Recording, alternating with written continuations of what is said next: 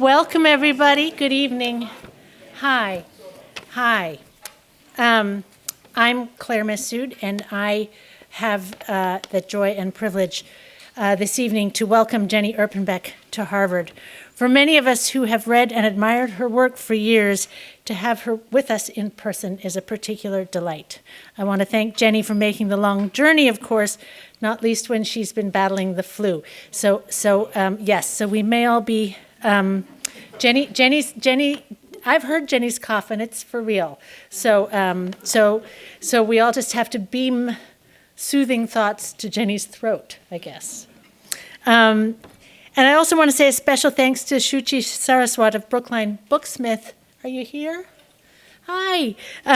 Without whom this evening would not have come to pass. And to let you know that Jenny will be reading there in Brookline tomorrow evening. I also want to thank Jenny's publishers, New Directions. Her editor, Declan Spring, has come all the way from New York this evening. In addition, I'd like to thank the team at the Harvard Bookstore, who, as always, are great supporters of the Writers Speak series. While we don't have books for sale at the event here, Jenny will be signing copies tomorrow morning at the bookstore, and those will be available. They're available unsigned right now. They'll be available signed tomorrow after 11 at the bookshop just right around the corner. And as ever, many thanks to Professor Homi Bhabha and the Mahindra Humanities Center, as well as to Sarah Razor, who makes everything happen. And of course, thanks to you all for coming. Without you, we wouldn't be here. Jenny Erpenbeck is a writer who wastes no words. From the publication of her first book, The Old Child and Other Stories, almost 20 years ago, she has been recognized and acclaimed in her native Germany, dubbed by the news magazine Der Spiegel one of Günter Grass's grandchildren, and photographed alongside several other writers with her head on an actual tin drum. International recognition ensued. The Old Child was published in the States in 2005. I think that's right. Is that right? Followed by her novels The Book of Words, 2007, Visitation, 2010, End of Days, 2014, and most recently, Go Went Gone, published last year. She is routinely a bestseller in Germany, and Go Went Gone was no exception. She's been the recipient of too many prestigious prizes for me to name, so here are just the ones from the past 4 years. The Hans Fallada Prize, the Independent Foreign Fiction Prize, shared with her longtime translator Susan Bernofsky, the Thomas Mann Prize, the Strega European Prize, and the Order of Merit of the Federal Republic of Germany. As my former tutor at Cambridge might have said with a sardonically raised eyebrow, will that do? When you read Jenny's work, several things are swiftly apparent. She is stylistically original, her prose fiercely vivid, but also taut, even spare. She is frequently formally inventive, and her texts, richly conceived, operate on multiple levels. Two of her books are carefully constructed around conceits. In Visitation, the history of a lake house, and in End of Days, the various possible trajectories of a woman's life through the 20th century. Whatever she chooses to write about, Jenny addresses only the most urgent subjects, whether in the present, as in Go Went Gone, which involves the relationship that develops between a retired classics professor named Richard and a group of African refugees seeking asylum in Germany, or in recent history, as in Visitation or End of Days, both of which trace individual histories through the tumultuous darkness of Germany's 20th century. From the fall of the Austro-Hungarian Empire and the First World War, through interwar privations, to the rise of Hitler and the Holocaust, and then on to the wrenching division of Germany and the bitterness of the Cold War that marked Jenny's own childhood. She was born in 1967. Her books are eventful and dramatic, but never histrionic.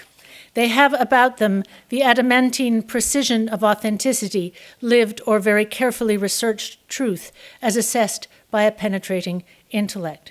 Indeed, there's a neutrality and almost godlike detachment about her narration that makes the most intolerable scenes both utterly immediate and only the more agonizing, as when she writes the murder of a young Jewish girl in Visitation. And I quote, "For 3 years, the girl took piano lessons, but now, while her dead body slides down into the pit, the word piano is taken back from human beings. Now the backflip on the high bar the girl could perform better than her schoolmates is taken back. along with all the motions a swimmer makes. The gesture of seizing hold of a crab is taken back, as well as all the basic knots to be learned for sailing. All these things are taken back into uninventedness. And finally, last of all, the name of the girl herself is taken back, the name no one will ever again call her by, Doris. As Flaubert would have had it, Jenny Erpenbeck is in her work the way God is in nature, everywhere but invisible. She has drawn on her family's histories for inspiration on numerous occasions, but her work is far from autobiographical. She takes her East German legacy as neither a cudgel nor a plaint, but instead as a frame of reference that better enables her to understand the wider world. She has said, "I do believe that East German authors have an experiential advantage from having lived through a period of such radical change. I grew up constantly being reminded that I lived on the poorer side of Germany. Then the whole thing gets turned upside down and you suddenly belong to the wealthier side, but you can't forget. You can't forget what it felt like to be on the other side of history. It allows you to relate differently to other people, especially those for whom things haven't always fallen into their laps." Jenny's East German legacy has never been more relevant than it is today, and we in this current United States should take notice. "People don't tend to believe me," she said in an interview already several years ago, "but our default mode in the East was skepticism towards the government, especially among those who still believed that socialism deserved a better chance. When we read a newspaper, the first question was always, what does that really mean? It gave us a much better training, an alertness to potential manipulation. Sometimes I think that people in the West were much more streamlined, much more easily manipulated with their 100% faith in democracy while remaining largely unquestioning of the economic system." We will, I hope, discuss such broader questions afterwards, among other things, but let us never lose sight of the fact that Jenny's brilliance is to create vital, enduring art rather than news out of what matters most now. As she has said with regard to Go, Went, Gone, "We are living side by side with stories like I grew up with, stories out of the deep experience of trying to survive. In the stories I grew up with, it was Jews trying to survive the fascists. But now, too, we are living with stories that will make history. These are in our own city, in a parallel world just under the surface. And again, people are simply trying to survive."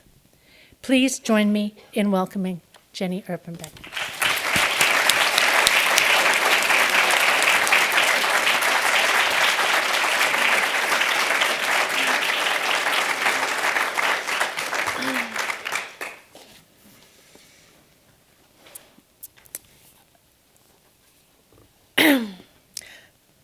Alles okay? Yeah, you have water.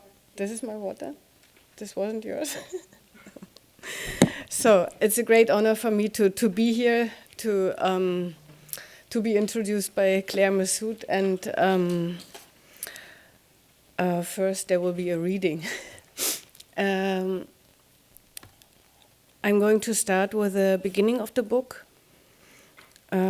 just the first 2.5 pages, and then I read a bit of or some part about a refugee. Perhaps many more years still lie before him, or perhaps only a few. In any case, from now on, Richard will no longer have to get up early to appear at the Institute. As of today, he has time, plain and simple. Time to travel, people say, to read books, Proust, Dostoevsky. Time to listen to music. He doesn't know how long it'll take him to get used to having time. In any case, his head still works just the same as before. What's he going to do with the thoughts still thinking away inside his head? He's had his share of success, and now, at least what passes for a success. He has published books and been invited to conferences, his lectures always filled up.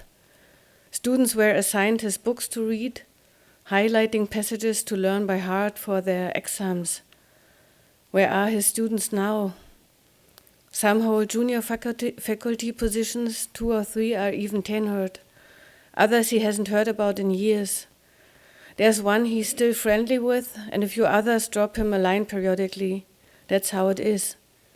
From his desk, he sees the lake. Richard makes coffee. Cup in hand, he goes out to the backyard to check for new molehills. The lake lies placid before him, as it has all summer long. Richard is waiting, but he doesn't know for what. Time is now completely different, suddenly different, he thinks. And then he thinks that obviously he can't stop thinking. The thinking is what he is, and at the same time, it's the machine that governs him. Even if he's all alone with his head now, he can't just stop thinking, obviously. Even if no one gives a hoot what he thinks. For a brief moment he imagines an owl using its beak to flip the pages of his study, the concept of the world and the work of Lucretius. He goes back in. He asks himself whether it's too warm to be wearing a blazer. Does he even need a blazer if he's just puttering around the house alone?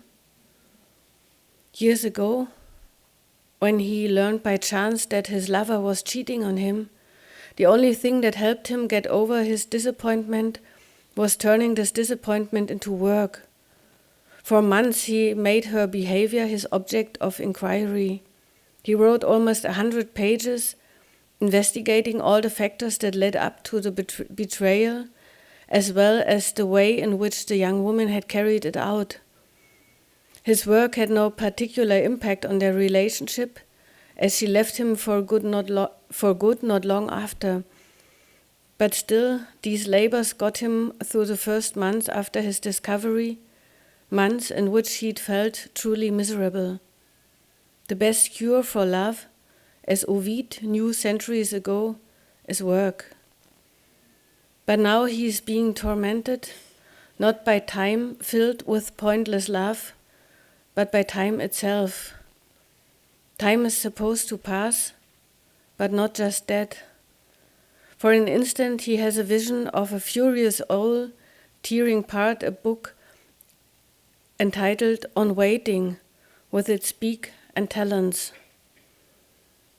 Maybe a cardigan is more appropriate to his new condition, more comfortable at any rate.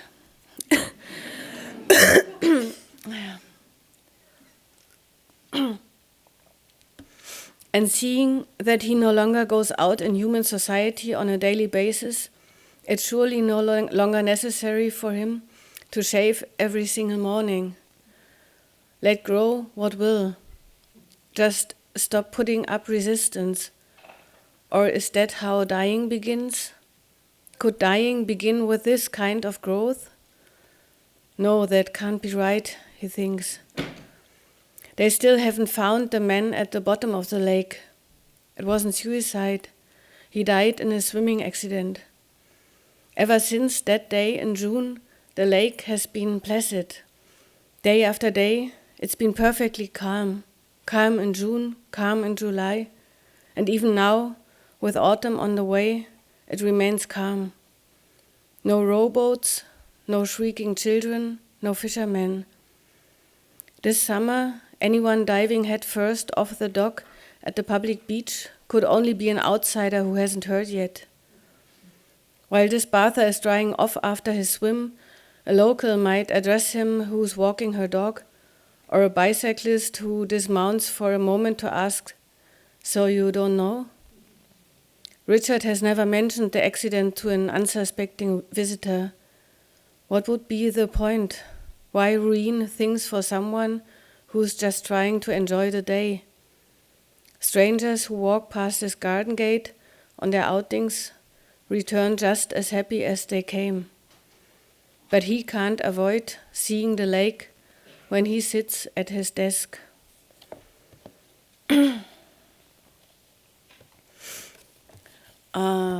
Then, in the course of some circumstances, walks through the city and an encounter on the Alexanderplatz first, and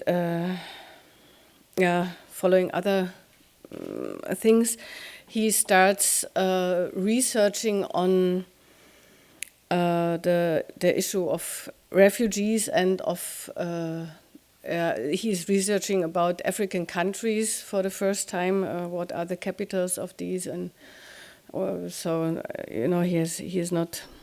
he has not much of an idea about it, and his idea is that he might find in the refugees the right persons to ask about the problem of time, of how to spend time without being allowed to work. They are young men mostly.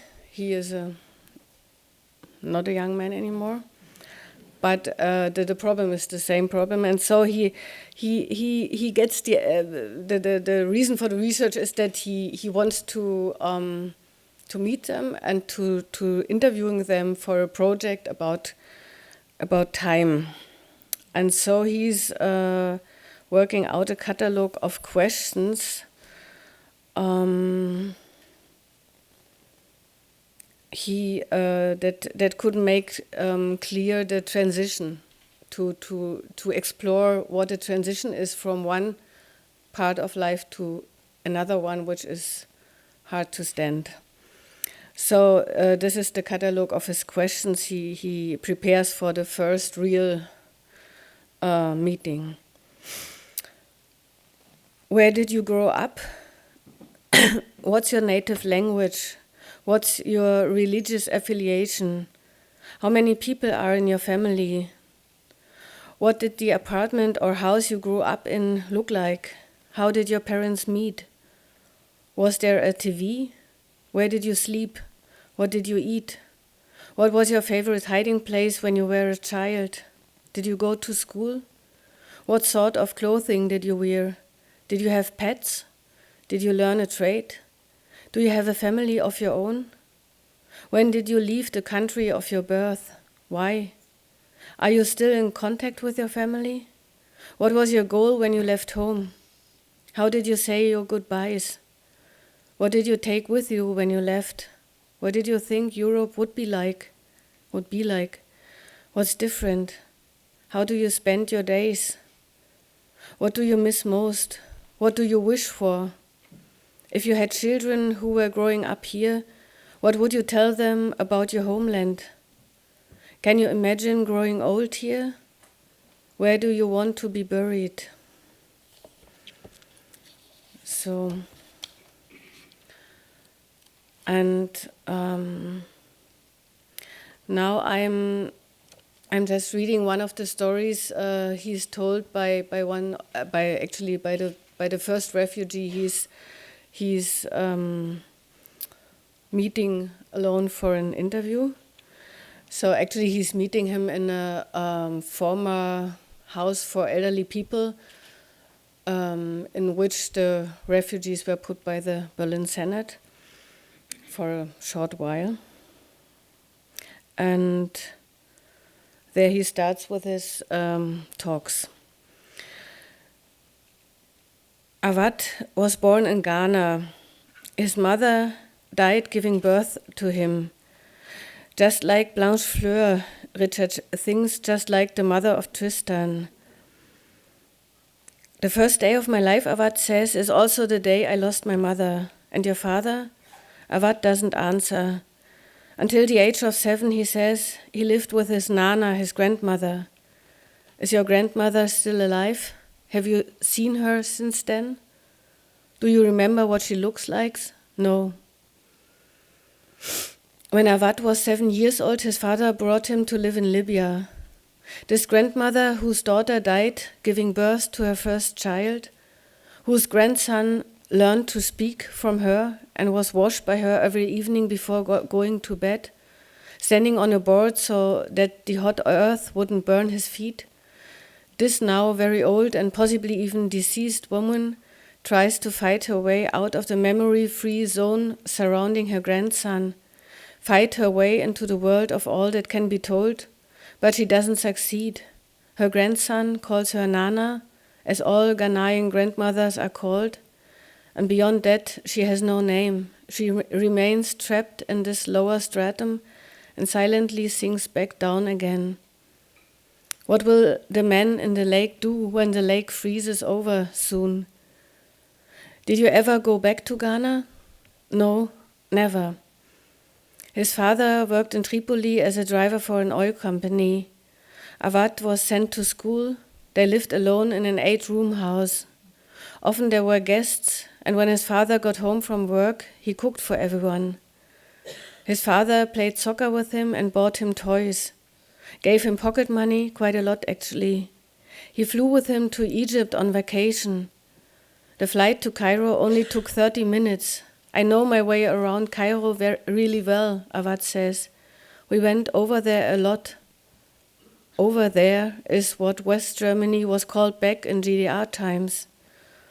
Awad's father waited until evening to raise the blinds on the southern side of the house, where the sun shone all day long. His father taught him how to dry his back after a shower, with a towel stretched this is one of my favorite words. Diagonally? Diagonally? Okay, sorry. You know, it's not my mother tongue. You perhaps realized that already. Diagonally across it. His father taught him to cook and gave him his first electric razor. My father told me who I am, Awad says. And then Awad just sits silently for a moment, gazing at the fake wood veneer on the table surface. This table, too, may have stood 25 years ago in a Volkssolidarität office or in the house of German-Soviet friendship, but Awad has no way of knowing this, and he certainly has no way of knowing what Volkssolidarität or German-Soviet friendship was. And then I started to work as an auto mechanic. I had friends. It was a good life. And then, on the street outside, a truck is backing up. You can hear the warning signal, a high-pitched beeping sound over and over.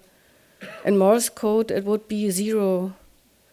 Every odd week in the calendar, the plastic recycling is picked up. Or maybe it's a furniture delivery truck trying to turn around in the driveway. Then my father was shot. Richard would like to say something at this point, but he can't think of anything.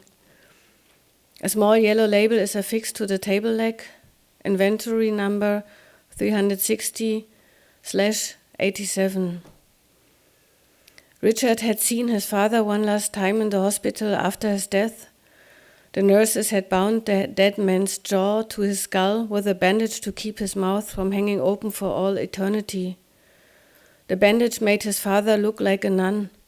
Richard had barely recognized him. Awad sits bent over, propping himself on his arms and gazing ever deeper into the table surface as he goes on speaking. A friend of my father's called me. They were here in the office, he shouted. Your father, that's all. I said I didn't understand what he meant. Then he started shouting again. This man who never shouted, who was always friendly to me. Now he was shouting at me and said I should run home as fast as I could and lock the door. Then the connection was broken off and I started running. But when I got home, the front door was already ripped off its hinges. The windows were shattered. Inside, everything was destroyed in the hallway, the rooms, the kitchen. There were shards everywhere. The furniture was upside down. The TV was smashed, everything. I climbed out one of the back windows and tried to call my father's friend again. I tried again and again, but I couldn't get through. Once I also dialed my father's number. Nothing. That's how the end was.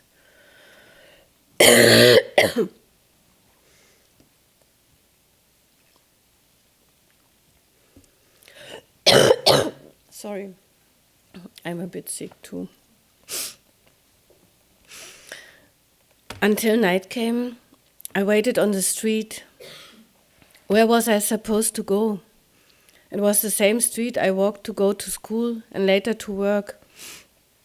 Then a military patrol came. They forced me to get in the back of a truck and brought me to a barracks camp. I saw dead people lying on the street, some of them shot, others stabbed. On this day, I saw the war. On this day, I saw the war. There were already hundreds of people in the barracks.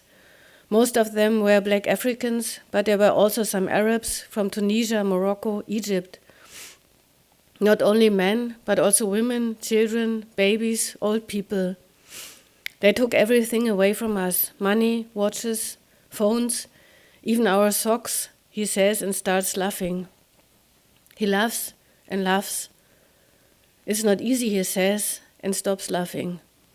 It's not easy, he says again, shaking his head. It's not easy, as if this were the end of this story.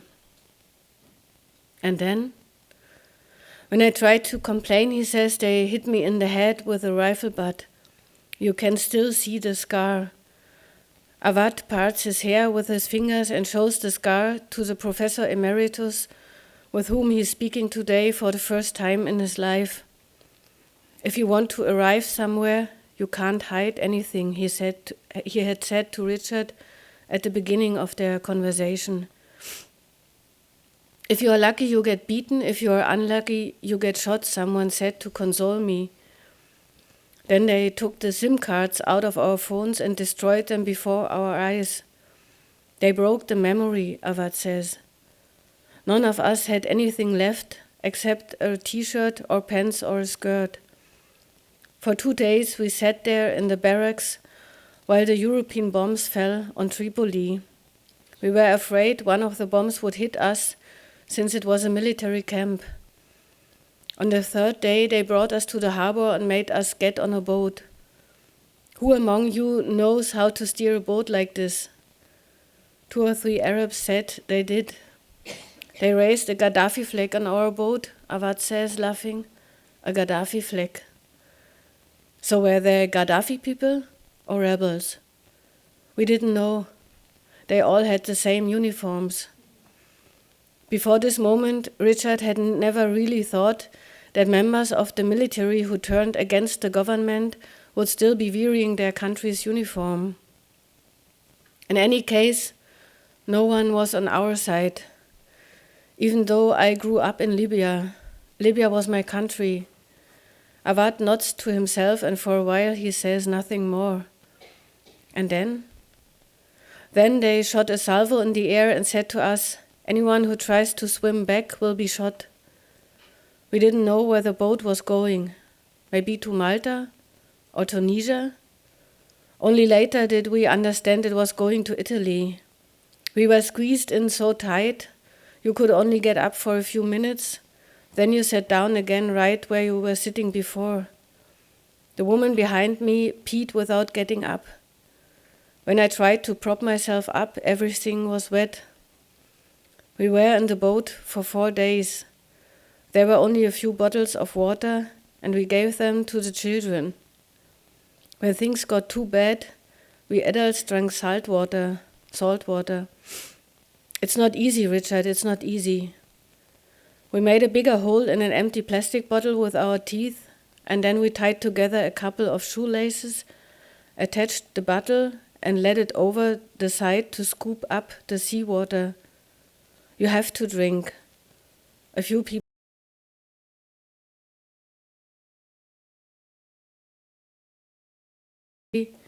My head, and then bent his head like this, and then the next moment he was dead. When people died, we threw them in the water. Richard thinks about all the airplanes from which he's looked out the oval window at some sea or other, how the waves, seen from above, appear not to be moving at all, and the white foam looks like stone. In the middle of the previous century, the Libyan coast briefly belonged to Italy. Now Libya is a different country, and to refugees who leave by boat, Italy appears first in form of a small rocky elevation surrounded by a great deal of water, if it appears to them at all. War destroys everything, Avad says. Your family, your friends, the place where you lived, your work, your life. When you become foreign, Avad says, you don't have a choice. You don't know where to go. You don't know anything. I can't see myself anymore, can't see the child I used to be. I don't have a picture of myself anymore. My father is dead, he says, and me, I don't know who I am anymore. Becoming foreign to yourself and others, so that's what the transition looks like. What's the sense of all this, he asks, looking back at Richard again. Now Richard is the one who's supposed to answer, but he doesn't know how. Isn't it like this, Avad says?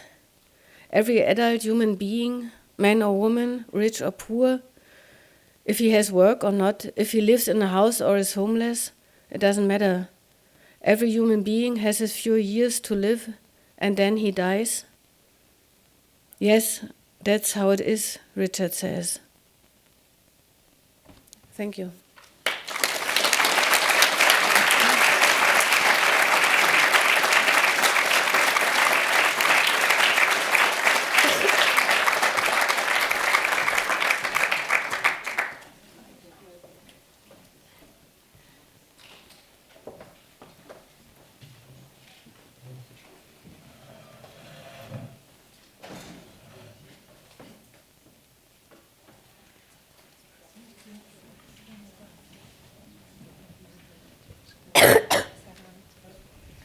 Now you can hear us?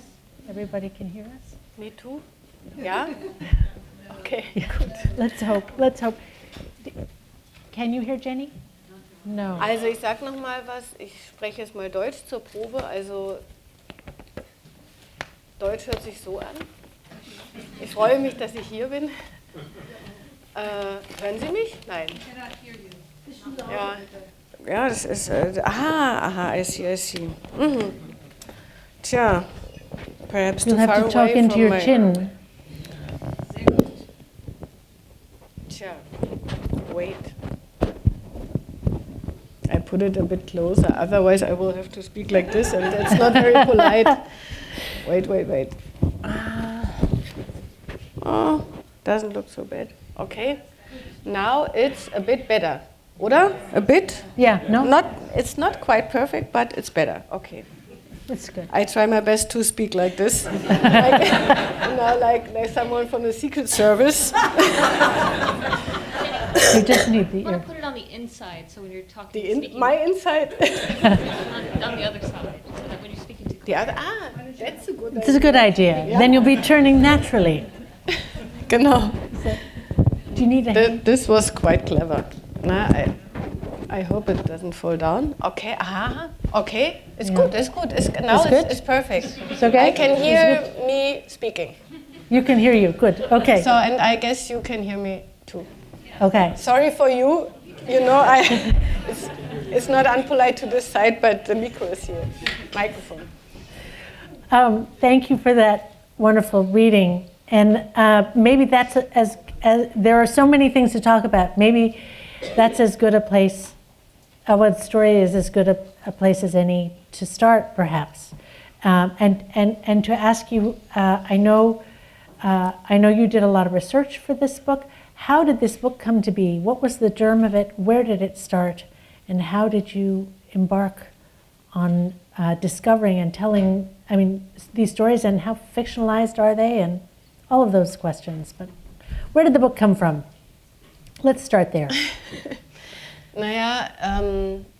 Actually the reason for starting was I was about to write another book in autumn 2013, and there was one of the first big accidents when one of those refugee boats capsized and hundreds of people drowned. And the next day I opened the German newspapers, and I thought they would write something like That's a real tragedy, of course.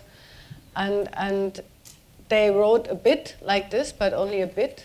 And mostly they said, yes, but accidents like these cannot be the reason to accept all the refugees in Europe. Wow. Or that all people think they can come to Europe. And for me, this seemed to be an inappropriate reaction, and I thought this is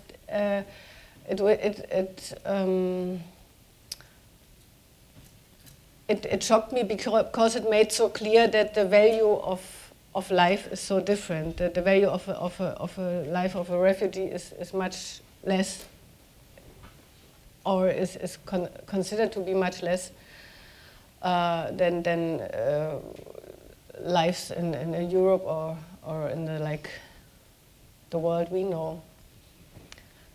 Okay. We could speak about the term we too, but we don't do so now. And and then I thought, as you said in your introduction, also we in Germany and of course also in the US, we grew up with these stories of surviving, of people that only survived because one single person had helped them to be hidden in a place or somewhere. All the fascist time stories. These were the stories that made my education, and so I thought there's not much of a difference, especially this chapter I have read. I was told the story by a refugee. And this story reminded me of many stories about, for instance, the trains in which the Jews were brought to the concentration camps. It's not much of a difference in suffering during a transport. So I thought it's time that someone from out of the middle of the society starts to deal with it and to ask who are these people and what are they really thinking and doing while waiting in Europe for a chance to be allowed to work. The main problem is that they are not allowed to work, not that they don't want to work, but that they are not allowed. Only in the country where they landed first, which in most cases is Italy. Is Italy, is Greece, or is Spain, and we all know that these are not the countries with the strongest economy.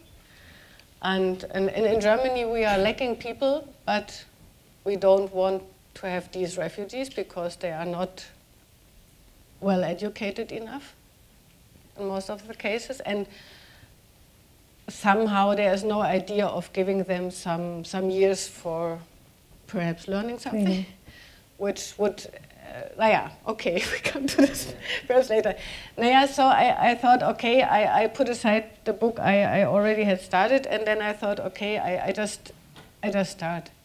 And then I went. So did you know right away, when you read that article in the paper and you thought, what then must we do? Was your first thought, I must, like Richard, go and find out who these people are and what's going on, or was your first thought, I must write a novel? What was the second word? I must write a novel. Yeah, my idea was I must write a novel. So I could also give German lessons, but I thought I should do what you do, what I like to do, and what I'm here for. Perhaps, I don't know. Whatever, you never know. Only in the end. But and then I went into the middle of things. I just started to make contact to a group of refugees. They had been living in tents for 2 years by then, on a square in Berlin, in the middle of Berlin. And this was where I first met them, and So, sorry, and this would be 2013 or 2014? this was 2014. So first, as Richard, I did some reading and researching, and then you know, it's like you cannot imagine how far it is, even if it's in your own city, to make a contact or to just appear and say hello. I'm going to write a novel, or something like that, which really seems to be a completely stupid sentence in this surrounding, and the refugees, they had been object to films, documentary films or short interviews before, or like sometimes journalists would pass by and write an article or something like that. They knew that there are some people also interested in their affairs, but they had no idea what a novel is. So they thought after a few weeks, they thought the novel should be finished soon. You know, some weeks passed and they come again and again, and what's going on? And so, and and then I made clear. Then the real talk started when we were in the house for the elderly people, where Richard also meets them by chance, and. So they spent some months in this house, and then they were brought somewhere else, and then they were sent out to the street, back to Italy. And I always followed them to all of these places, and then when they were sent out to the street, some would apply to the church for help, and they provided some shelter, whatever, good or bad places, the church, but only for a few. Then we would also, me and my friends, we would also try to do our best to meanwhile we knew all of them quite well, so like 10, 15 people were like well known, and of course if someone who's your kind of friend, and he's calling you saying, this night I have to leave the house and I don't know where to go, you also have a problem. And so it was much less stress than they had, because I was lying in my bed in my nice apartment, and with a nice family and everything. But even for me it was stressful, and for them it was of course even more stressful. So, and in the course of all this, I would, and this was the idea also of the book. It was not only about like collecting refugees, dramatic refugee stories, and putting them into a book. The idea was to connect both worlds that are so far away from each other, even when in one city. So when I could feel when writing the book, in German, it took me 30 pages before the first encounter could take place. And this was, for me, this was a sign that it's really far away. So 30 pages just for a first encounter of the main characters, you know, it's long. I was writing, and writing is always, you don't know how long the way will be. You just start, and you see it takes time. It cannot be like this.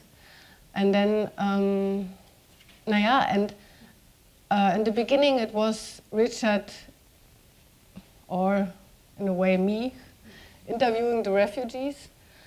But after some weeks and months, it became a new kind of present that we were sharing. So like experiences that connected in a way both worlds. Of course, I'm always much happier, and I could, after the worst experiences, I could always go home and have a nice Abendbrot. What is it? Dinner. But but it was funny. Yeah, not really funny, but in a way also funny. That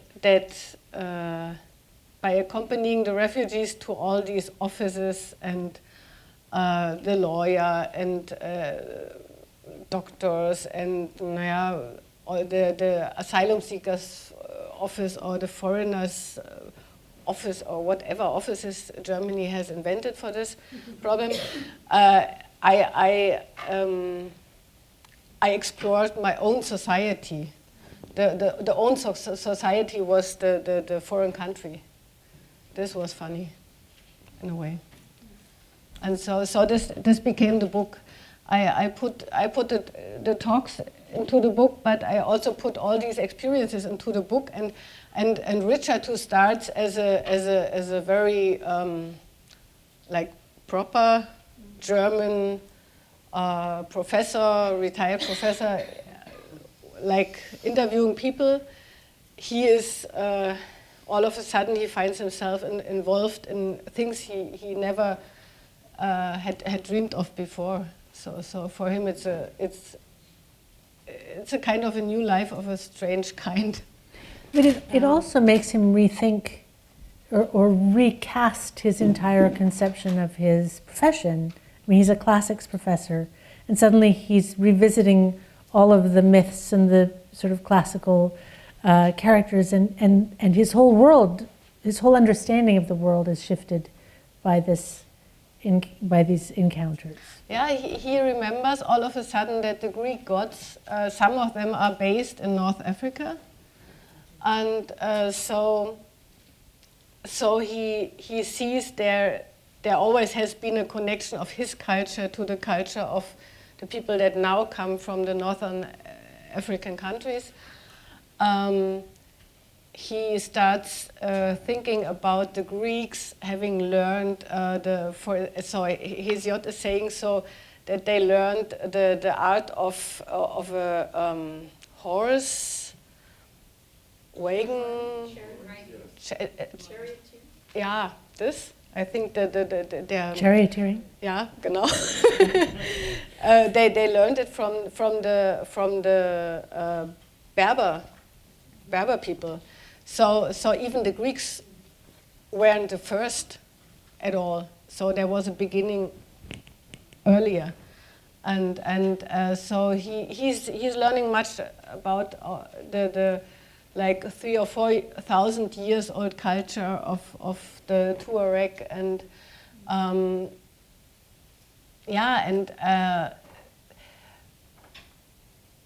Just some weeks ago, I was in Morocco and I saw a map, and perhaps you know this map by Idrisu from the 10th century, also 1000, around 1000.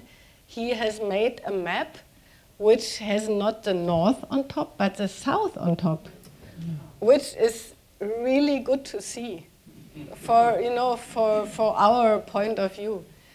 And this is a bit like what Richard is experiencing in the book. So like South Africa is on top, and Europe is somewhere on the bottom. So it's not that important anymore if it's down, you know. That makes me think of a line that I think is Richard's thought in the novel. To understand what a person means or says, it's basically necessary to already know what that person means or is saying.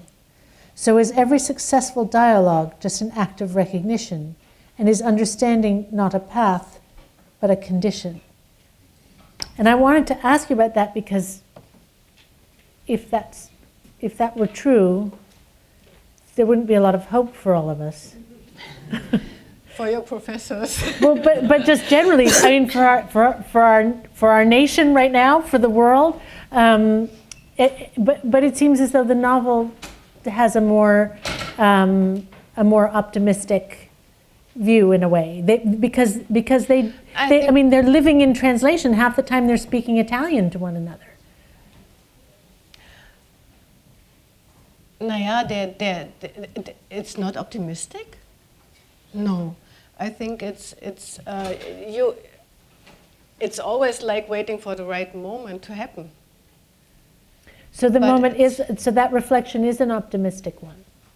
Yeah. Okay, because then that's not how I was reading it as saying that basically, unless you, so if you and I mean something different by dinner or love or family, and we have different meanings, then I took that statement to be saying we could never understand one another because we would have to already understand what that person, I would have to already understand what you were saying in order to understand you. Nah, I don't. No. This would mean it always has to be exactly the same to make it possible to understand someone else. But this is not what I mean. What I mean is that you are like prepared or open to think in the pattern of someone else. Okay. So So it is optimistic. yeah, Okay. it's optimistic. It's optimistic. Don't worry. Okay, good. Okay. Well, that's a relief. That's because another sort of theme going through certainly established at the beginning, from the section that Jenny read, there's that body in the water, right? There's that body under the lake. And very soon after that, there's the reference to the subterranean passages under Alexanderplatz, and also in the Polish village, the name of which I cannot say. Also, God, this is RZ, it involves, it's not, I wrote it down. It's not, Declan, how was the name? Russov,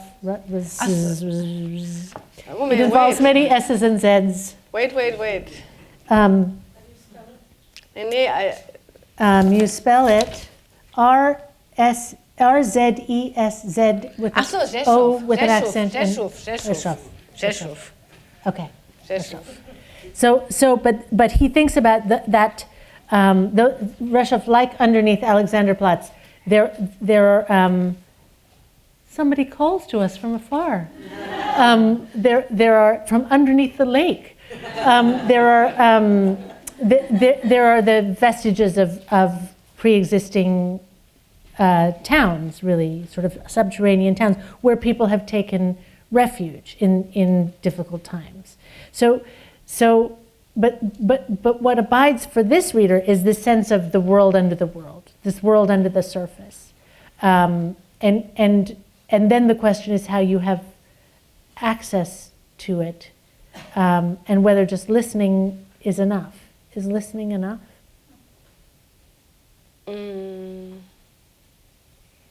Naja, so when we are speaking about the how to learn, I think listening is not enough. I think it's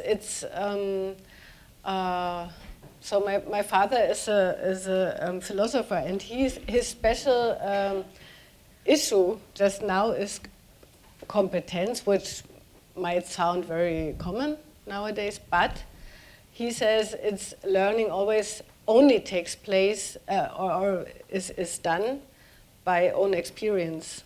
If the thing or the subject or whatever you are learning is not connected to your emotion, it will not stay with you. So you can be in love with your professor, but you can also be very interested because of your family history or whatever reason might be the connection, but it should be emotionally connected to you to make you learn, and should be your own experience. And I think so for me it was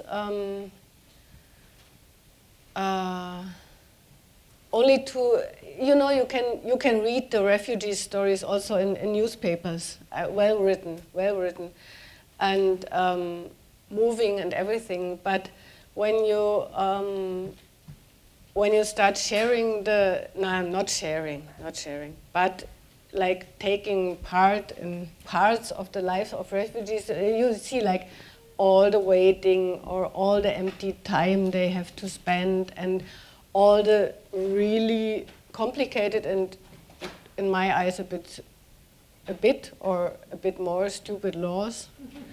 that forbid them to work or to make an apprenticeship or go to school. If they arrive older than 18, they are not allowed to enter a school and to be taken care for. But if they come in the age of 17, they are put in a school and they get people caring for them. And then 18, okay, we want to get rid of you, please leave and go home in your country. So these things, if you are experiencing it by seeing them again and again, like I did, it makes a big difference, because you see it's so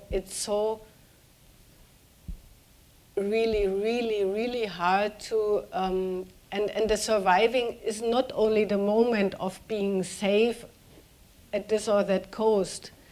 It's the surviving stays hard for years, and it's some of my refugees, they would get weird ideas. One of them said to me, I think here is no one wanting me. I have no place where I can put my head for sleep. I will go to the Fremdenlegion in Frankreich.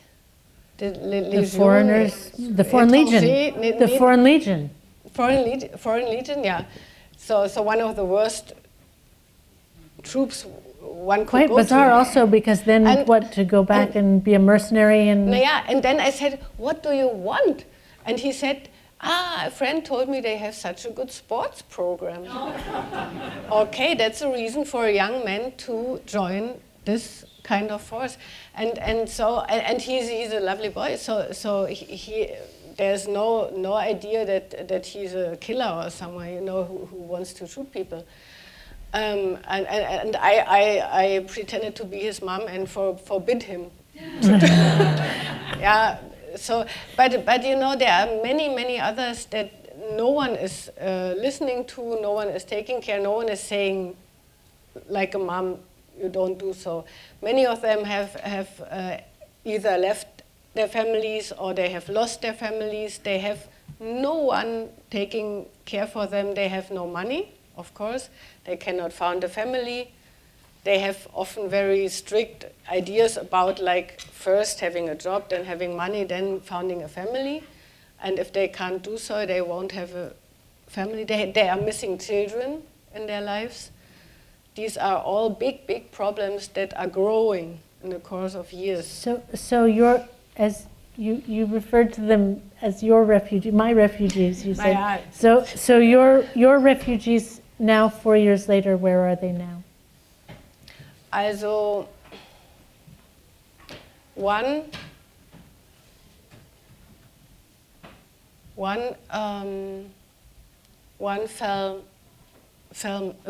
became mad, and he I think he ended I don't know, but he's in a psychiatry in Italy, but I couldn't find out where exactly and how he is, because I'm not a family member and I'm not given information about it, so I guess he's still there.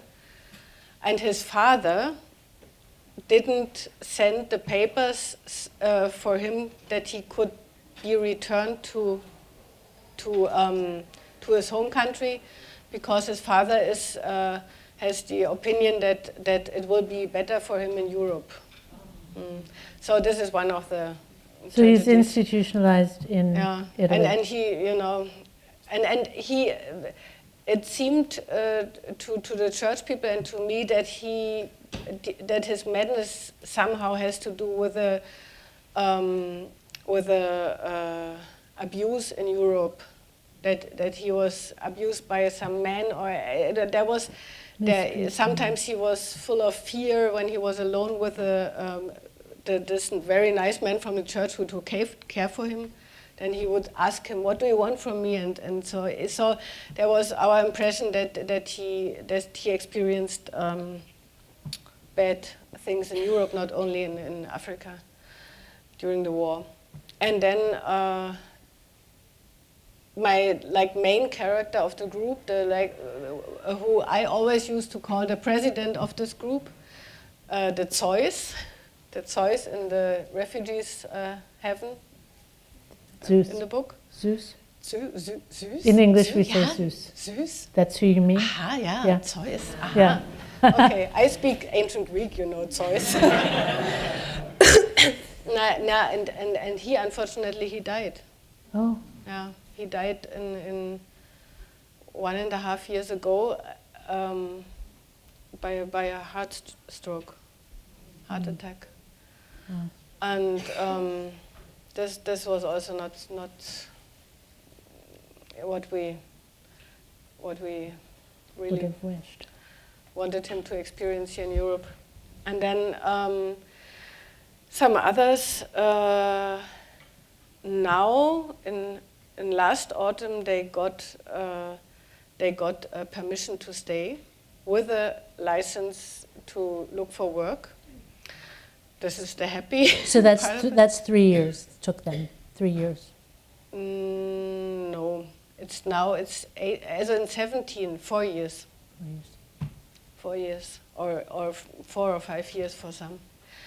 And only because the church fought so hard for them, and there are some commissions, and you know, so yeah. But it was, as far as I know now, it's perhaps for 50 of 450 or something like that. It's a small percentage. And yeah, and the poor guy who was given a shelter by us privately, so he was not member of this so-called church group, so he will never ever get a document. Oh, really? And so on and so on, and one got here Avad. He got a kind of it's called Duldung in Germany. This means that he is allowed to stay, but only because of his bad mental health condition, his being traumatized. So it's like saying, we don't want you here and you are not really allowed to work. And the foreigners office can always say no to whatever offer he gets. He has to apply with the offer, and they can say no, and they don't tell the reasons, and then he goes to the next job And applies, and they say and no. takes the offer, and the asylum seekers foreigners office says no, and so on and so on. So this is we organized a nice apartment for him, and there he's just sitting. He's hanging out. So But he's okay, but there's not much of a perspective. And for instance, this is one of the stupid things. It's nice to give someone who has got a health problem, of whatever kind, to give him the permission to stay. But of course, you can wait for years that this person will become well again. If you are saying the next thing we will do as soon as you are well again is sending you back home. Right, is deport you. This doesn't make sense. There's one alcoholic who got, it's so funny. You know, the German system is really, it's nice in a way, but so the alcoholic got a permission to stay because he's ill with his being an alcoholic. But of course they can wait for 100 years to Right, he has not much incentive to kick to the stop habit. him drinking. under these circumstances. Right. Well, it's a recurring line from the book about dead men on holiday. That's citing it's citing was he a French communist or was he a German communist who was being He's a French name. who was being who was arrested and sentenced to death, and who described his fellow communists and himself as dead men on holiday. And that's an analogy in the book to the situation of the refugees who have lost, what's the difference between dying on the boat and living afterwards? This rift between your former life and everything that you knew, and this stateless, contextless situation that you, and of uncertainty that you live in. I mean, it is. I want to. I mean, there's so much to discuss in terms of the reality of the situation. I also want to talk, though, about your about the making of art about this situation, and whether it was a different experience than writing your other books.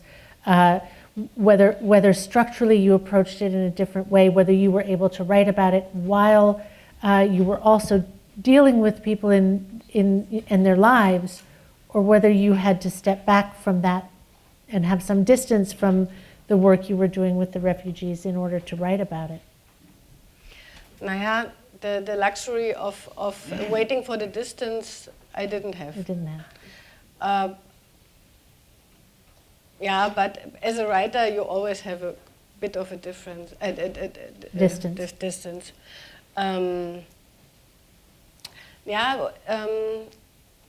There are some differences between the former books and this book, but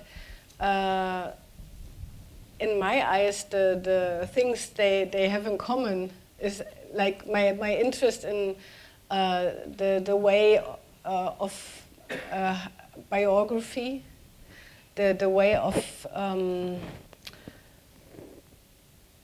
the difference of which is made just by chance, chance is richtig, ja, wa? Chance, by Yeah, chance. You mean literally like you might turn left or you might turn right, and that can change everything. Yeah. Genau.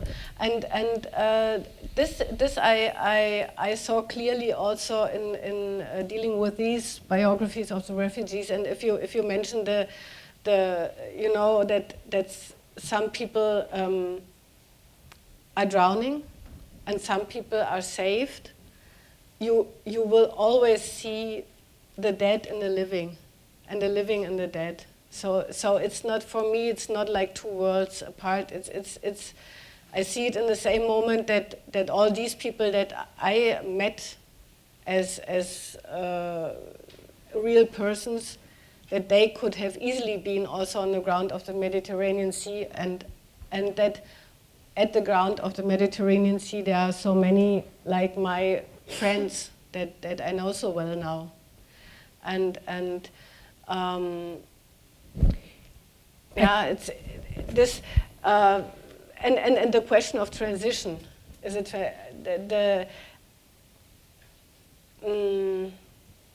perhaps I will never understand what a transition is and how it happens, because it's you know, one is living a normal life in Libya, for instance, and then he's crossing the Mediterranean Sea, and then he is someone else, but he is still himself or herself. So he keeps something with him or with her, which makes his identity, but he loses so many things that also are part of his identity that it's very hard to say who he is. This was one of the main points Awad made clear for me, and it's worth talking to people that have so much life experience, because it's this I only understood when I talked to him, that you are not only losing your country or your family, which is bad enough, you are also losing yourself and your, you know, the system in which you make sense. And this is a problem. And if there is no new structure you can start with, it will be very, very hard to build you anew from all the tiny things around. You are, yeah. As you wrote in your book, the puzzle. Yes, well, it's all the pieces that go pieces of the puzzle. Yes, that go together to make you who you are. There are so many things that come to mind, and so many stories. And I mean, I feel the case of the refugees is an extreme one. It is an extreme case of that situation, but of course it's true. I mean, in this country where almost everyone comes from somewhere else, if not in the first generation, you know, than before, it's an ongoing. It's less radical a rupture, but it's an ongoing complication of how do you you know, how do you communicate, or can you communicate what is beneath the surface? Does it matter? And I think often, you know, the novel ends with Richard saying, I can't, I look at the surface, I realize, because I can't bear, I wrote the line down. I think that's when I realized, says Richard, that the things I can endure are only just the surface of what I can't possibly endure. Like the surface of the sea, asks Khalil. Actually, yes, exactly like the surface of the sea. And there's some way in which in our lives each day, we deal only with that surface because we can't, we somehow can't contend with all that lies beneath it. In the case of the refugees, that brings me back to the quote I was citing earlier, which I was saying was pessimistic. But I want to hold on to your optimism about it. But it is this question of how can these when you lose all that context. You know, when we were outside before, and I said 2 words in German, and you said, "Oh, I see you differently when you speak in German," right? Yeah. And what translation does to each of us. You know, my father is French, and I speak French, but I'm just not very funny in French, and I feel like being funny is important to me. So I always wonder, who am I? Who am I in French when I'm not funny? But imagine for Awad, how much is not translatable, and especially when he and Richard, or he and you, I don't know, but are speaking in Italian, say, in a language that is foreign to, that is a mediated language, a sort of foreign language for both of them. It's both miraculous and yeah, but you, the understanding is bigger than a language. So you can, if you are able to understand it all, you can understand just by looking at someone, or you will understand. It's not a question of language. In a way, it's also a question of language, but it's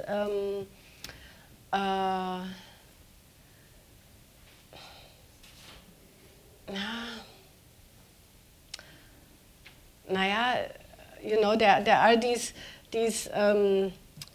there were these small pieces of sugar in Germany, and there would be written something like a prophecy what you are, and it depended sort of like on a fortune cookie or something. Which piece of sugar you got. And I got a piece of sugar, and there was written, you are a good mediator. Or a good medium, a good medium. And so perhaps I think sometimes, you know, the one who wanted to join the Foreign Legion, he normally would just say words like, "Oh, cool, wow, okay." So he's a normal young man. But yeah, but I can see behind this. I can see behind, and sometimes, and yeah, also by language, but somehow he told me his life story, and then he was very serious. And then there was a moment when he got his birth certificate, and for the first time he saw the names of his parents. Mm-hmm. He never knew his parents. And this was like, he doesn't need to tell me a story. He just comes with his birth certificate, showing me the names of her parents, saying, "And look, I'm a year younger than I thought." Like this. And then, you know, there is a whole world behind it, and you can understand it. And it's like, and you see that behind this person who's saying, "Hey, cool," you know, there's someone else, and he has a lot of experience, and in a way, he's dealing with difficult situations in his group, which in which he's staying now for 4 years, like 10 people in one room at the moment now, and so on. And you could see that he's, in a way, he's wise, but not in terms of language. Not in terms of language, and that's good. And so, yeah, it's, if someone is touching you, then your experience is also growing, and you just understand. You get with a question, you get the instrument. Well, it's also, I'm reminded as you're talking, when I remember as a child playing with, I remember playing for hours with a girl, and she and I didn't speak the same language, but we didn't feel as though we didn't. An entire day went by and we had a great time together, and we felt as though we spoke the same language, even though we didn't have any words in common. I want to, in a minute, I want everybody here to have a chance to ask questions, but I just wanted to, just thinking about another thing that you've said in an interview, actually, seems relevant to me here, where because history is so important in all your work, and here it's these histories that come up as if from under the surface, that Richard hasn't known, and he does this extra research because he's an academic. He goes and reads about the Tuareg, he learns about things, but you've said I think history infects the lives, the very private lives of people.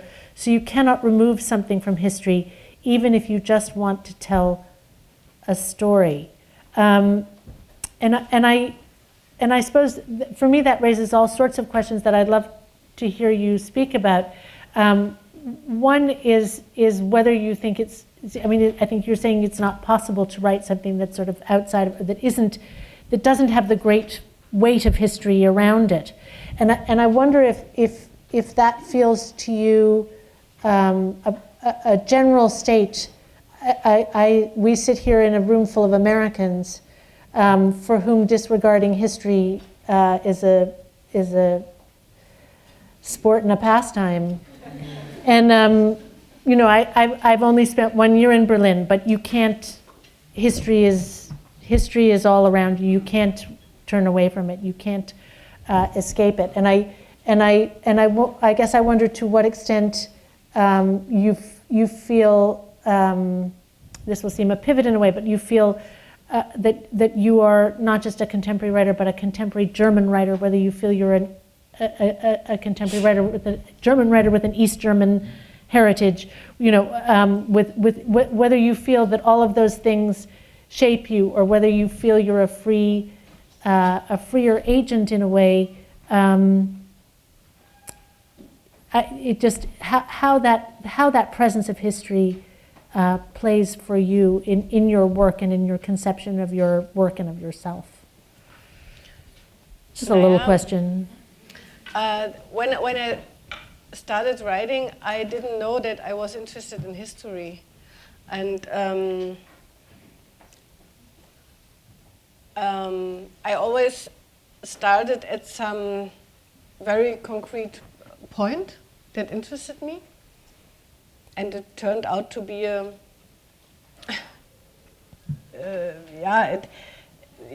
as you said, I ended up in the middle of the European or German history, and this might also be because so one side of my family, my mother's side, they were living in nowadays Poland, and at the end of the war, the women moved to the nowadays German part, and my grandmother, she was, before she was taken and brought to a prisoners camp in Siberia, but just taken from the street and put into a train, and she spent like half a year in Siberia, and she made it back, fortunately. So this was one part of my family. The other part was my father's side. My grandparents were communists. This is one of the bigger sins in the US. But I always was very proud to have had grandparents that fought against the fascist regime, and I'm still proud of it. And they had to leave Germany right from the beginning. When Hitler was elected, they left for Prague and then went to the Soviet Union, and they also survived the Stalin time, the dark years of the 30s, when communists were killed by other communists, which didn't make any sense at all. And they made it back. So in both parts of my family, there is the German history. Right there. Right there. So even if I would like to avoid these stories, I couldn't, because there are stories of leaving things behind, of only taking one suitcase, and the question how to save the children and who will make it back and how, and also the question of surviving. My father was born in the emigration, and not many babies survived this time, so it was always the luck that made us, and yeah. So this is, as it turned out, this is part of my life too. And do you feel in some way, do you feel at all, these are obviously personal stories, but do you feel it in some way a sort of responsibility as a German writer to tell certain stories or to fill in certain gaps in the sort of literary history, or do you feel you're part of a community or chorus of writers, or? Also, I must confess, the only responsibility I feel is to write what interests me. So this, I think it's, if I'm lucky, someone else is also interested in it. And seems like we are. Yeah, but it's the main thing for me is that there's something that is interesting enough to need time to think about, and the writing is a way to deal with it and to like build a complex what is it, entity of things that are working together in a sense that perhaps no one expected. So also the end of days, or I think it's the most interesting thing is to change the perspective again and again and again, and not to put your attention only to the things in the middle, like that someone is politically engaged and he's suffering or whatever. Perhaps there's a tiny little detail in the beginning of the life of the main character in End of Days. There's a tiny little detail, and perhaps this makes the sense of the whole life until the end when she is 90. Mm-hmm. And all the things in between, like the love and the political engagement and being famous and sitting in Harvard, all this perhaps is not the most important thing, and perhaps it was important that I put a stone from the earth and when I was a child. Mm-hmm. Or, it's I don't know. You never know. And this interests me very much. It's going to make me ask one last. I know. Sorry, everybody. One last question, and then I'm going to turn it over to you. But it's now. Where did it go? It's on page. It's where he says page 16.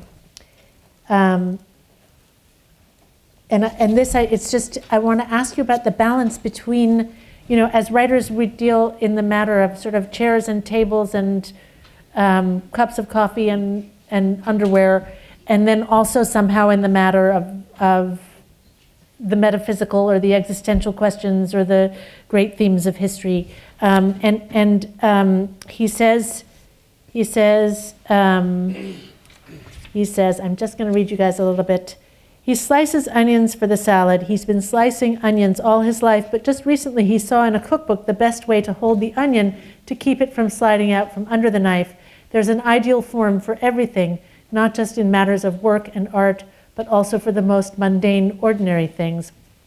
When it comes down to it, he thinks, we probably spend our entire lives just trying to attain this form. And when you've finally achieved it in a few different areas, you get wiped off the planet. So, again, I feel you're going to tell me that's an optimistic statement, and I'm going to believe you. But I just wanted to ask you about navigating, because you really are tackling. I mean, you have a very complex sense of form. You have a complex sense of the use of metaphor. You're writing novels that in each case involve chopping onions or moving stools or wearing coats or whatever it is, but are also about these much bigger themes. And I just wanted to ask you how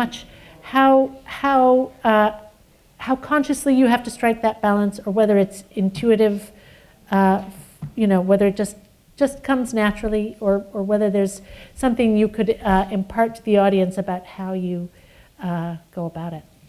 Naja, it's a bit, also mostly I just write, and it just comes as it comes. But sometimes I remember complaining to my husband, saying, oh, today, now it's really enough. I wrote too much plot. I have to get rid of this writing plot. It's enough. And it's so boring, and it's so banal, so okay. But of course, sometimes it needs a book needs a kind of people doing something, or like entering the room before they can speak at least, or whatever. Bernhard was pretty good at having people do very little, right? You can have a whole book where somebody opens the door and goes in a room, and that's it. Naja, but there were other days when I would complain about the opposite, saying, oh God, there was too much philosophy. I can't stand the philosophy anymore, and this is really boring, and it's a novel, and I have to stop it. So it's a mixture of both, and I think it's always good to come back to, like, first to have a good imagination, but to leave out everything which is not really necessary. So I was studying theater in the beginning, and we learned that every scene that is not necessary can be cut. So all my novels are also a cut version of a theater play, so to say. So I only leave inside what I really need, because all other things are boring and are slowing the whole thing, and it's not good. And it's yeah. So do you write longer and then cut, or you just cut as you go? It's dispensable. I cut in my head. That's very efficient. That's great. Also, this is my thickest book. In Germany, it's a bit bigger. And I like to cut, and I don't want to be bored. I'm my first reader, and if I get bored, something is wrong. And I think my mother always used to say, so what did you want to say, this and that? Then say it, then tell it. Be clear and not. Or my husband once, he's Austrian. Sometimes he's in Austria, so we are calling each other, and then I'm reading him some passages I have finished, and I read to him a passage, and then he would say, it's good, and so, but somehow it's a bit too much art. There's something wrong with it. It's too much art. And I really kept this in mind, because it's always, if there's too much art, if, you know, I'm happy, I can do a lot if I want to, but I shouldn't. You know, if it's not necessary, you shouldn't, you know, just tell the people what you want to tell, and that's it. As a friend of mine says, state your needs and move to closure. Not quite, but thank you. So now maybe it's time, if you guys would like to come to the microphones, if people have questions, by all means come and ask away.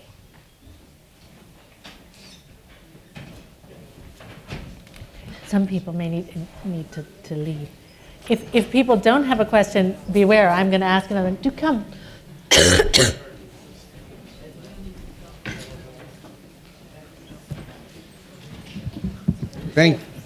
Sorry? Thank you very much. A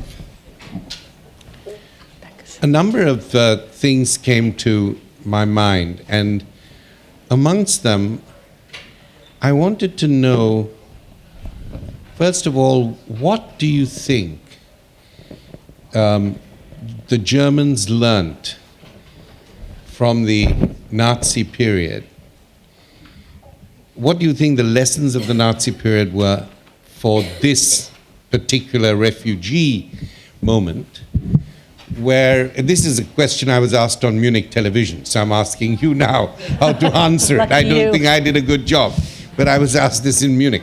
So what do you think that experience has done? Because looking at the situation from America or the Gulf or many other countries other than the African countries, we think that the Germans have done better than most in this way. They've the whole hospitality to the refugees is problematic, but I think that there was something that they learned deeply about minorities.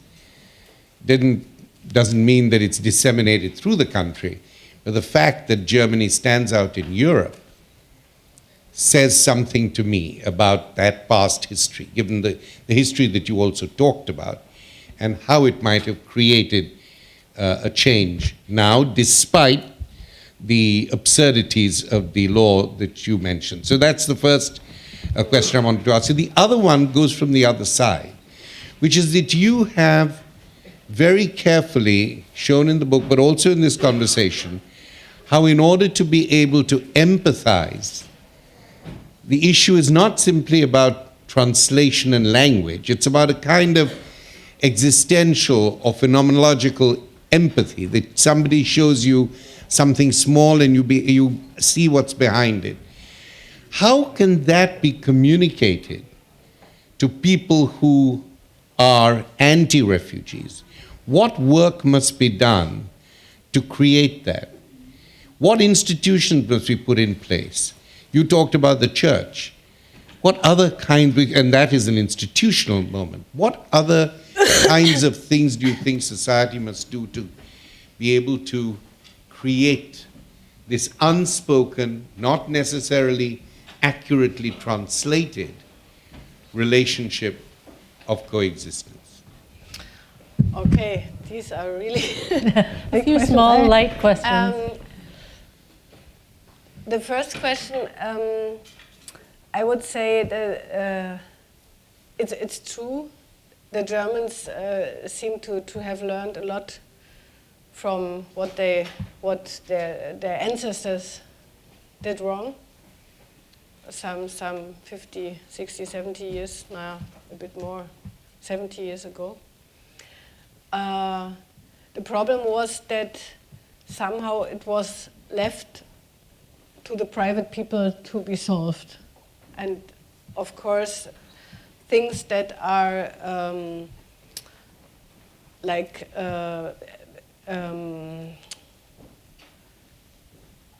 not enabled by law cannot be enabled by private persons. all help doesn't make any sense if someone is not allowed to stay and to apply for work. Finito. And many private people that did very, very good work and started teaching refugees, all of them came to this border of the law, because there were not for the Syrians were made some exceptions, but because they are well educated, of course, also. But for the Africans were not made any exceptions. There was not even I wouldn't say. It was not even because nobody knew about Libya, but it was also because people, or like the politicians, knew what happened in Libya, and the Africans, like at least my group, they were the victims of the wrong side. Because in Libya, the revolution started. This was something glorious. And that the revolution produced victims, nobody didn't want to hear.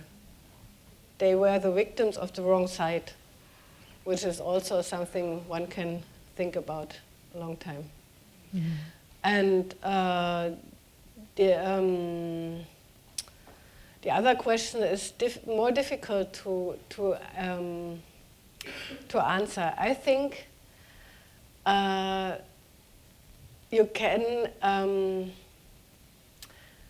It's not so easy to say we know what is right and wrong, and we only have to bring all people to our state of mind, which is the right one. This is a difficult thing to do. The people that are aggressive against refugees now, especially in East Germany, also in West Germany, but more, unfortunately, in East Germany, I think this is not a question of teaching. This is a question of how, so what experiences they made during the fall of the wall, after the fall of the wall, how little the respect was for their biographies, how little the respect was for their achievements, and how little their chances were on the West German market. So this is not just about speaking to them, telling them you should accept the refugees. It's also, it should start earlier, or we should like go back in history, but we can't. This is a problem. But there is, sorry, if I just say, there is a problem with that. Much as I agree with you that these conditions have effects when you yourself are treated in your own country like a foreigner, as many East Germans were after unification. They were treated as if they came from the global south. They were foreigners. They were outside. Of course, it's going to have an effect. But it's when you lay so much store on experience, I can see that working brilliantly in a novel. But it's difficult always to say, as you've just said, that A, it has to start much before, or B, that we've got to be able to have the experience in order to be able to create a politics. I think that is difficult. And by the way, the example of the onion was a Platonic allegory. There has to be a perfect way of cutting the onion. So I just think that this notion of how experience is structured into change or transformation in a moment of crisis is very important for this important idea of yours on trying to understand transition. Yeah.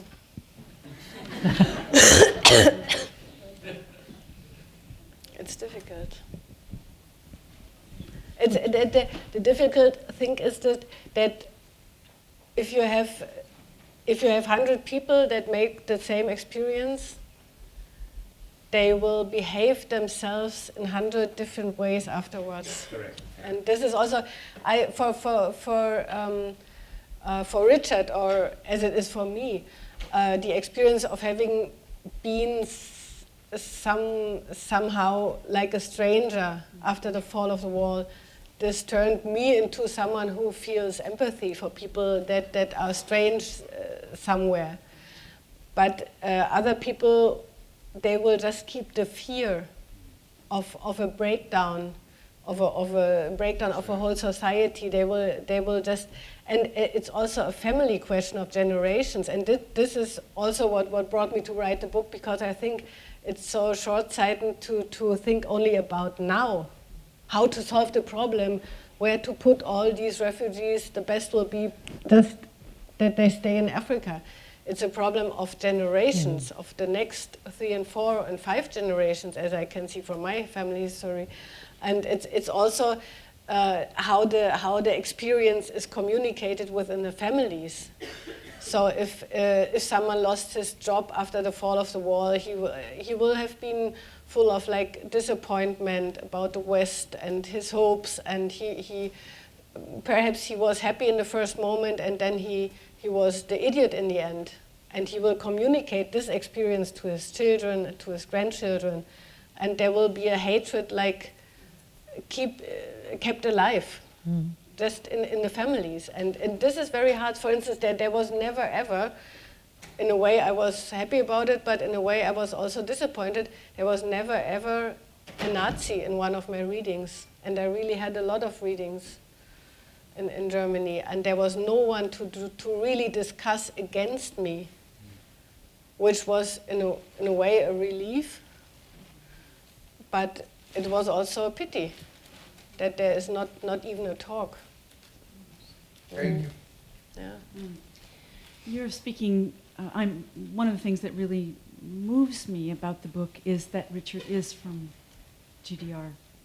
And you're speaking now to what's on my mind, which is that dynamic between the East European who's swallowed up in a larger Germany, and that matter of displacement, internal displacement, that I think is a part of that history of yours and of his. I mean, even the things that the refugees go through, sitting in offices for hours, or the wasted time. And I myself lived in a post-communist country in those days for a long time, and was a psychotherapist there. And there were such vestiges, even after the change of regime, of the earlier regime. So if there's just more that you want to say about that dynamic between the East European story and the immigration story, I would be interested. I think the problem was that there were many good people in the GDR, in East Germany, that were hoping in the first moments of the so-called peaceful revolution and so on, that they even started this peaceful revolution in order to have a way of founding a GDR that where the right people are in the right places. So to get rid of the old and old-fashioned and rigid government, and to have their own new system in a better way. The problem was that there was no time. The West said, okay, we will accept you. Sorry. Now the medication It's wearing off. is stopping. Yeah. And then there was the reunification of two countries, of which one had 40 years of a completely different history. And until now, the problem is not solved. I'm sorry. I think we have perhaps, I'm sorry, and I know you have a question too, I apologize. Thank you, Jenny, very much. Would you like that, Lawson?